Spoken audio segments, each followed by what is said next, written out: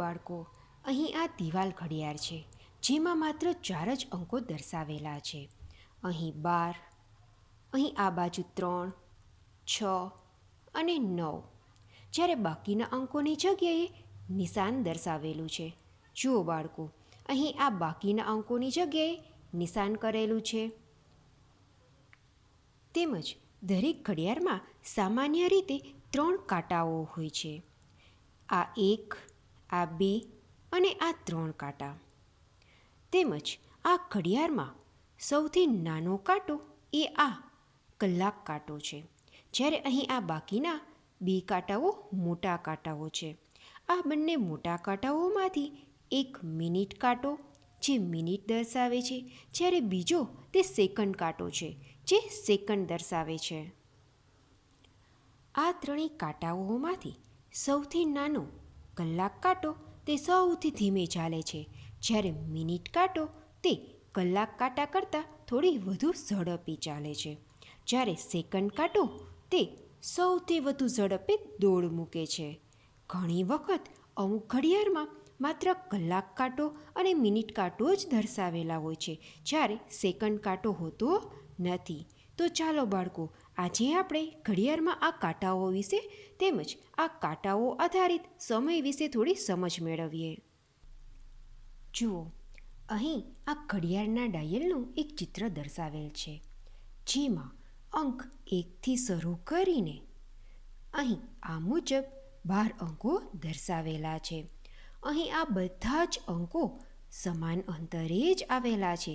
જુઓ બાળકો, અહીં આ દરેક અંકો સમાન અંતરે જ આવેલા છે. તેમજ આ 2 અંકોની વચ્ચે 4 નાના કાપા કરીને 5 એક સમાન ભાગ દર્શાવેલા છે.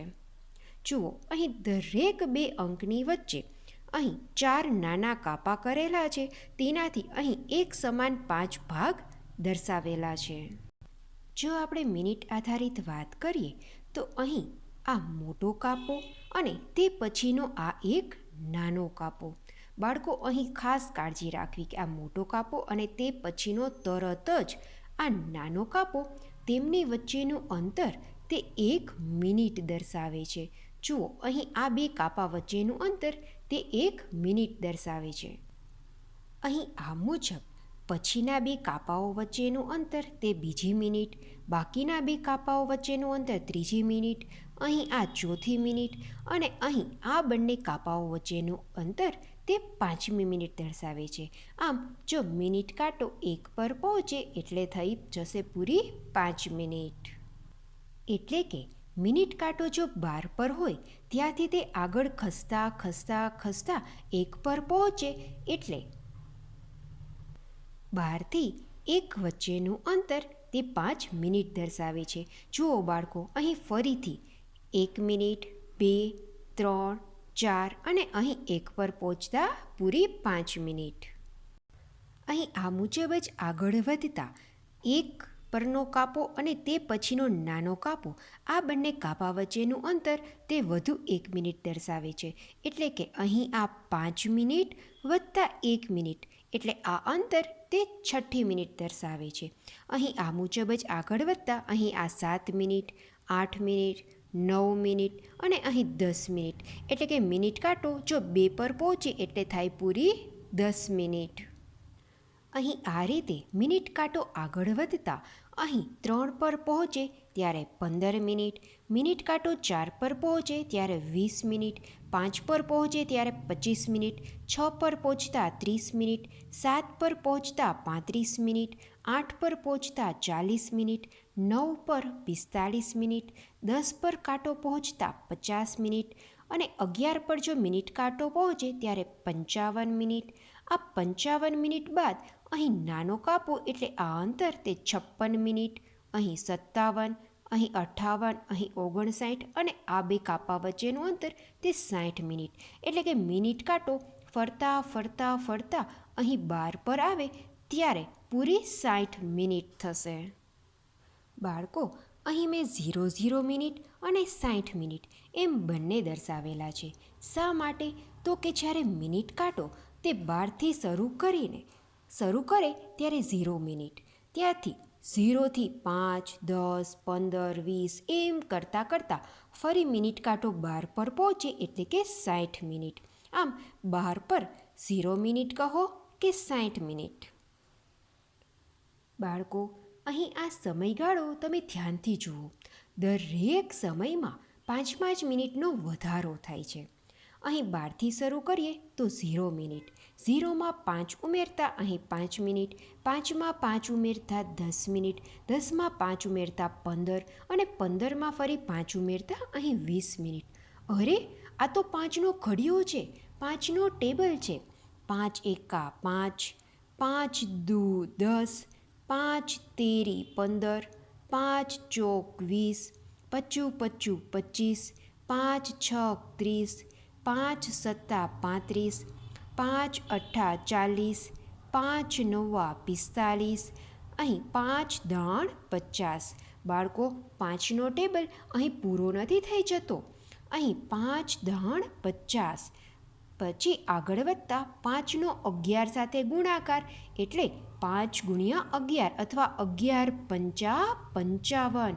એ જ રીતના અહીં 12 પંચા 60. તો બાળકો, જો તમને કોઈ સીધું જ ડાયરેક્ટ એમ પૂછે કે જો મિનિટ કાંટો 4 પર હોય તો કેટલી મિનિટ થઈ હશે, તો ત્યારે તમારે 5નો ઘડિયો, 5નો ટેબલ યાદ કરવો. અહીં 4 પર મિનિટ કાંટો એટલે કે 5નો 4 સાથે ગુણાકાર, 5 ચોકું 20. તો અહીં તમારે જવાબ આપવો કે જો મિનિટ કાંટો 4 પર હોય તો તે 20 મિનિટ થઈ કહેવાય. આમ જો મિનિટ કાંટો તે 7 પર હોય તો 5ના ટેબલમાં 5 સત્તા 35. તો જો મિનિટ કાંટો તે 7 પર હોય તો ત્યારે 35 મિનિટ થઈ કહેવાય. આમ કોઈ પણ અંક પરનો સમય મિનિટ મેળવવા તે અંકને 5 વડે ગુણી નાખવા એટલે કે 5નો ટેબલ ઘડિયો યાદ કરવો. આમ 5ના ટેબલ ઘડિયા પરથી દરેક અંક પરનો સમય સરળતાથી મેળવી શકાય છે. તો આ તો યાદ રાખવું ખૂબ જ સરળ છે, ખરું ને બાળકો? આ ઉપરાંત અહીં આ ઘડિયાળ દોડતી વખતે ખાસ કાળજી રાખવી કે અહીં કોઈ પણ બે અંકો દર્શાવતી વખતે તેમની વચ્ચેનું અંતર સમાન જ હોવું જોઈએ. જો અહીં આ 5 મિનિટનો ગાળો તે ટૂંકો રાખીએ, જ્યારે અહીં આ 5 મિનિટનો ગાળો તે જો લાંબો રાખવામાં આવે તો વિચારો જોઈ. જે શક્ય નથી. આથી દરેક બે કાપા વચ્ચેનું અંતર, દરેક બે અંકો વચ્ચેનું અંતર સમાન જ હોવું જોઈએ. તેમજ કોઈ પણ બે અંકો વચ્ચે કરવામાં આવતા 4 નાના કાપાથી જે 5 મિનિટ દર્શાવીએ છીએ તે 5 ખાના પણ એક સમાન જ અંતરે આવેલા હોવા જોઈએ. એટલે કે આ 4 નાના કાપા પણ એક સમાન અંતરે દર્શાવી 5 એક સમાન ભાગ કરવાના રહે છે. તેમજ બાળકો, ઘડિયાળ દોરતી વખતની એક સરળ રીત તમને કહું તો પ્રથમ સર્કલ પરિકરની મદદથી દોરવું, તેમજ તેમાં વચ્ચેના ભાગે એક બિંદુ પોઈન્ટ દર્શાવવું. અહીં આ પોઈન્ટ પર આ મુજબ સ્કેલ ગોઠવી અહીં ઉપર અને નીચેની તરફ એક કાપો કરવો, જેમાં ઉપરની તરફ અંક 12 દર્શાવવા, જ્યારે અહીં નીચેની તરફ અંક 6 દર્શાવવા. આ મુજબ જ અહીં સ્કેલને આ પોઈન્ટ પર આડી ગોઠવી અહીં બંને તરફ એક કાપો દર્શાવી અહીં એક તરફના કાપા પર અહીં આ બાજુ 3 દર્શાવવા, જ્યારે અહીં આ તરફ 9 દર્શાવવા. આમ અહીં પ્રથમ આ 4 અંકોને દર્શાવવા, ત્યારબાદ અહીં બાકીના નંબર સમાન અંતરે દર્શાવવા પ્રયત્ન કરવા. આ મુજબ ઘડિયાળ દોરશો તો તે તમને સરળ પડશે. હવે આપણે કાંટાઓ વિશે થોડી સમજ મેળવીએ. શરૂઆત કરીએ સેકન્ડ કાંટાથી. અહીં સેકન્ડ કાંટો જો અંક 12થી શરૂ કરે એટલે કે 0 સેકન્ડથી શરૂ કરતા અહીં જો સેકન્ડ કાંટો 12 પરથી તે પછીના નાના કાપા પર પહોંચે તો તે 1 સેકન્ડ થઈ કહેવાય. અહીં આ બે કાપા વચ્ચેનું અંતર તે 1 સેકન્ડ. હવે અહીં સેકન્ડ કાંટો અહીં આ કાપા પર પહોંચ્યા બાદ તે આગળ વધતા વધતા અહીં આ બીજા કાપા પર પહોંચે તો અહીં આ બે કાપા વચ્ચેનું અંતર તે બીજી સેકન્ડ ગણાય. આમ અહીં આ 1 સેકન્ડ, આ બીજી સેકન્ડ, અહીં આ ત્રીજી સેકન્ડ, ચોથી સેકન્ડ અને અહીં આ 5મી સેકન્ડ. આમ જ્યારે સેકન્ડ કાંટો 12 પરથી આગળ ખસતા ખસતા 1 પર પહોંચે એટલે થશે પૂરી 5 સેકન્ડ. આ મુજબ જ અહીં આગળ વધતા વધતા અહીં 2 પર આવે ત્યારે 10 સેકન્ડ, 3 પર આવે ત્યારે 15 સેકન્ડ, એમ આગળ વધતા વધતા સેકન્ડ કાંટો એક આખો રાઉન્ડ પૂરો કરી અને ફરીથી તે 12 પર આવે એટલે પૂરી 60 સેકન્ડ થશે. આ 60 સેકન્ડ એટલે થશે 1 મિનિટ.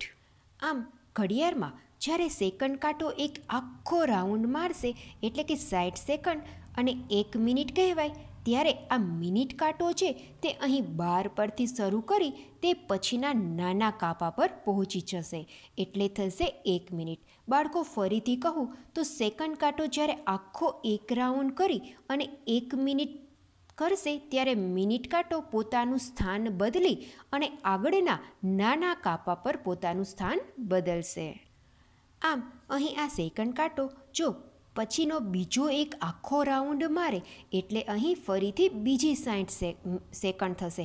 60 સેકન્ડ એટલે 1 મિનિટ, તો ત્યારે તે બીજી મિનિટ કહેવાશે એટલે મિનિટ કાંટો તે ફરી આ સ્થાન પરથી અહીં આ સ્થાન પર આવશે એટલે થશે 2 મિનિટ. આમ સેકન્ડ કાંટો ફરીથી એક ત્રીજું રાઉન્ડ મારશે એટલે થશે ત્રીજી મિનિટ, એટલે ફરી મિનિટ કાંટો પોતાનું સ્થાન બદલી આગળના કાપા પર જશે.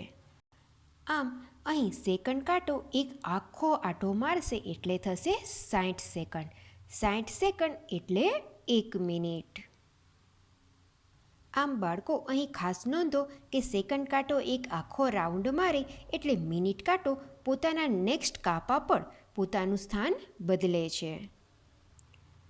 આમ અહીં સેકન્ડ કાંટો ફરતો જશે તેમ મિનિટ કાંટો પણ એક એક કાપો આગળ ખસતો જશે. આમ કરતાં કરતાં અહીં મિનિટ કાંટો 1, 2, 3 મિનિટ, 4 મિનિટ, 5 મિનિટ, આમ 1 પર પહોંચતા 5 મિનિટ, અહીં 2 પર પહોંચતા 10 મિનિટ, 15 મિનિટ, 20 મિનિટ, એમ કરતાં કરતાં મિનિટ કાંટો આગળ વધતો જશે. જ્યારે આ મિનિટ કાંટો આગળ વધતા વધતા 12 પરથી શરૂ કરી અને ફરી ખસતા ખસતા ખસતા તે ફરીથી 12 પર પહોંચે એટલે થશે પૂરી 60 મિનિટ, એટલે કે 1 કલાક. એટલે કે મિનિટ કાંટો જો એક આખો આંટો મારે એટલે થશે 1 કલાક.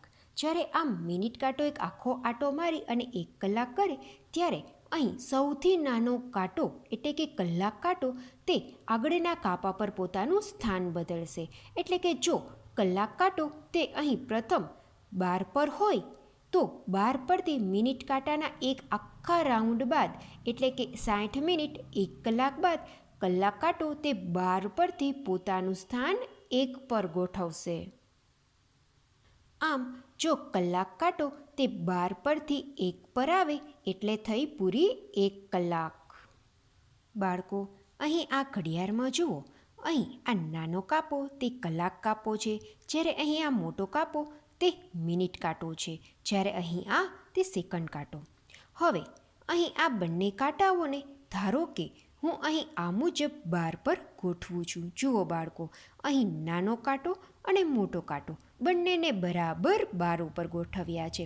હવે ધારો કે અહીં હું આ મિનિટ કાંટો આ રીતના એક આખો રાઉન્ડ મરાવું છું. જુઓ બાળકો, અહીં આ મિનિટ કાંટો તે અહીં આખો એક રાઉન્ડ મારે છે, તો આ કલાક કાંટો ક્યાં પહોંચી ગયો? અરે બાળકો, જો મિનિટ કાંટાએ એક આખું રાઉન્ડ માર્યું તો આ કલાક કાંટો તે 12 પરથી 1 પર આવી ગયો. જોયું બાળકો? આમ મિનિટ કાંટાના એક આખો રાઉન્ડ એટલે કે 60 મિનિટ, 60 મિનિટ એટલે કે થઈ 1 કલાક.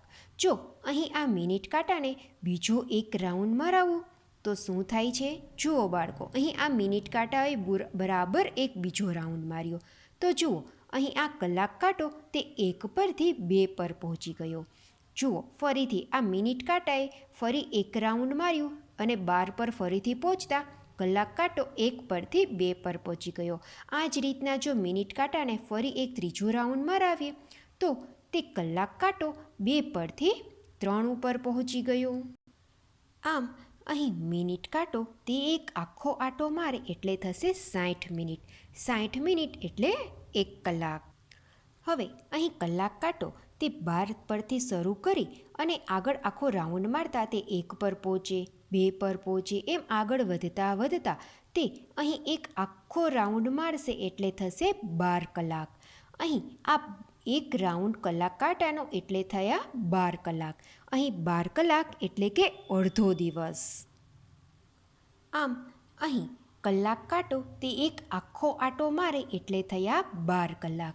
12 કલાક એટલે અડધો દિવસ. જો રાતના 12 વાગ્યાથી શરૂ કરીએ તો રાતના 12 વાગ્યા હોય તે પછી રાતના 1 વાગે, રાતના 2 વાગે, એમ કરતાં કરતાં આગળ વધતા વધતા બપોરના 12 વાગશે. બપોરના 12 વાગશે એટલે થશે 12 કલાક. આ 12 કલાકે કલાક કાંટો તે એક આખો રાઉન્ડ મારશે. આમ રાતના 12 વાગ્યાથી શરૂ કરતાં કરતાં બપોરના 12 વાગે ત્યારે કલાક કાંટો એક આખો રાઉન્ડ પૂરો કરશે. તેને કહેવાય અડધો દિવસ. આમ અહીં બપોરના 12 વાગ્યા બાદ કલાક કાંટો પોતાનો બીજો રાઉન્ડ શરૂ કરે છે. એટલે કે બપોરના 12 પછી બપોરના 1 વાગે, બપોરના 2 વાગે, એમ કરતાં કરતાં 3, 4, 5, 6 એમ આગળ વધતા વધતા રાતના 9, 10, રાતના 11 અને રાતના ફરી 12 વાગશે. રાતના 12 વાગે એટલે કલાક કાંટાનો તે દિવસ દરમિયાન બીજો આંટો પણ પૂર્ણ થશે. આમ બપોરના 12થી રાતના 12 સુધીનો જે આ 12 કલાકનો સમયગાળો છે તે બીજો અડધો દિવસ દર્શાવે છે. આમ એક દિવસમાં 12 કલાક એક વખત અને 12 કલાક બીજી વખત. એટલે કે એક દિવસમાં 12 વત્તા 12 24 કલાક થાય. આમ એક દિવસ એટલે કે 24 કલાક. આમ એક દિવસ એટલે કલાક કાંટાના 2 આખા આંટા. 2 આખા આંટા એટલે 12 કલાક વત્તા 12 કલાક એટલે થયા 24 કલાક. આવા 7 દિવસો ભેગા થશે એટલે થશે એક અઠવાડિયું.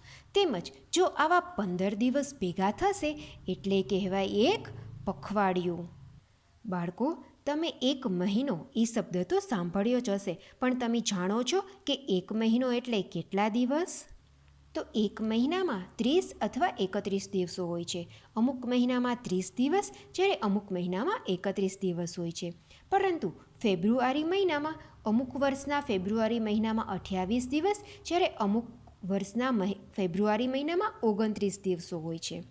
અહીં આવા 12 મહિના ભેગા થાય એટલે થશે એક વર્ષ.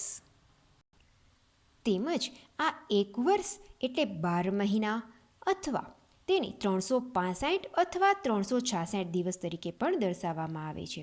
બાળકો, અહીં 365 અથવા 366 એમ મેં શા માટે લખ્યું હશે? તો જે ફેબ્રુઆરી મહિનામાં 28 દિવસ હોય તે વર્ષના દિવસો થશે 365 દિવસ, પરંતુ જે ફેબ્રુઆરી મહિનામાં 29 દિવસ હશે તે વર્ષના દિવસો થશે 366 દિવસ. હવે અહીં એક વર્ષ એટલે પૂરા 52 અઠવાડિયા ઉપરાંત થોડો સમય. આમ એક વર્ષમાં પૂરા 52 અઠવાડિયાનો સમાવેશ થાય છે. આ ઉપરાંત બાળકો કયા મહિનામાં 30 દિવસ અને કયા મહિનામાં 31 દિવસ હોય તેમજ તે વિશેની વધુ સમજ આપણે આગળના વિડીયોમાં મેળવીશું, જે જરૂર જુઓ. Thank you.